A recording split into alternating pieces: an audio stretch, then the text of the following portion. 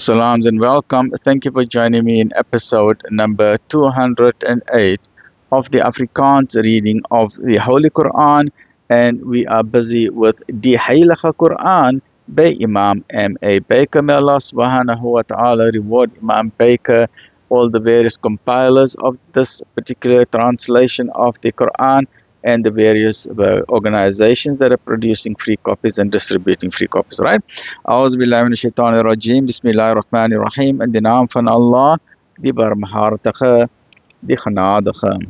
Episode 208, hoofstuk nummer 11, Surah Hud, Surah 11, Prophet Hud alayhi salam, afdeling 9 van hoofstuk nummer 11.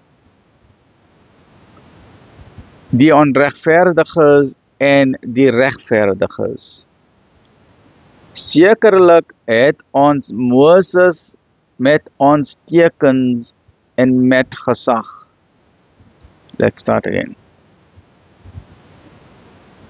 Sekerlik het ons Moses met ons tekens en met gesag na Farao en sy owerstes gestuur. Maar hulle het die gebod van Farao gevolg.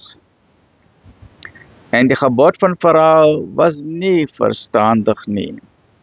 Hy sal op die weeropstandingsdag voor sy volk uitgaan en hulle na die vuur lei.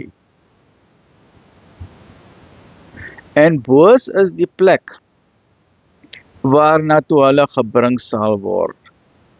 En daar word vir hulle in hierdie wêreld en op die weeropstandingsdag 'n vloek opgelê. Boos is die gawe wat aan hulle gegee sal word. Dit is 'n verslag van die stede waarvan ons u vertel het. Sommige van hulle het bly staan en ander is platgevee. En ons het hulle geen onreg aangedoen nie, maar hulle het hulself onreg aangedoen. En hulle gode wat hulle buiten Allah aangeroep het hulle niks gebaat toe die gebod van u Heer werklikheid geword het nie. En hulle het slegs verderf vir hulle self daaraan toegevoeg. En so is die greep van u Heer, wanneer hy die stede gryp terwyl hulle kwaad verrig, voorwaar sy greep is smartlik hard. Hierin is gewis 'n teken vir diegene wat die straf van die hiernamaals vrees.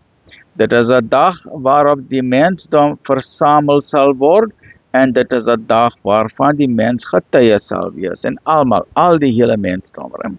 Whether you believe in God or not, everyone will be raised up, right? That's an absolute guarantee. En slegs vir 'n bepaalde tyd stel ons dit uit. Op die dag wanneer dit kom, sal geen enkele siel sonder sy toestemming kan spreek nie. Dan sal sommige van hulle ongelukkig en ander gelukkig wees. Diegene dan wat ongelukkig is, sal in die vuur vertoef waarin hulle sal sug en steun. En hulle sal daarin woon solank as die hemele en die aarde bestaan, behalwe as dit u Heer anders behaag. Sekerlik, u Heer bring teweeg wat hy wil.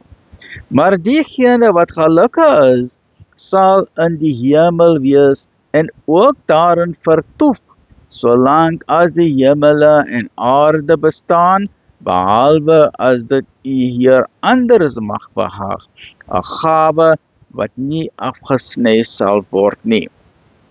Wees dus nie in twyfel omtrent dit wat die mense aanbied nie. Hulle aanbied slegs soos hulle vaders voorheen aanbied het, en ons sal hulle ten volle en onverminderd gee wat hulle toekom. Join me in the next episode, which is episode number 209, and we are busy with chapter number 11 of the Heilige Quran. Alhamdulillah Rabbil Alamin.